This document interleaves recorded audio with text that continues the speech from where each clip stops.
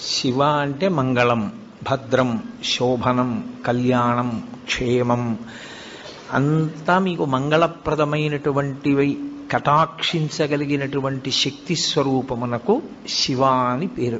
అందుకే శివునకు అమంగళమునకు సంబంధం ఉండదు. అసలు ఆయన ఎన్నడూ అమంగళము చేయువాడు కాడు.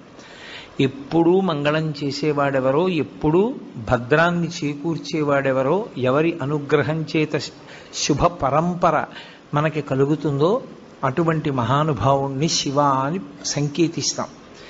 శివునకు ఒక రూపము కాదు, యథార్థమునకు అసలు పరమేశ్వరుడికి ఒక రూపం ఉంటే కదూ. కోటేశ్వరరావు అంటే ఏదో ఒక రూపంతో ఉంటాడు. పరమేశ్వరుడికి అలా ఒక రూపం ఉండదు.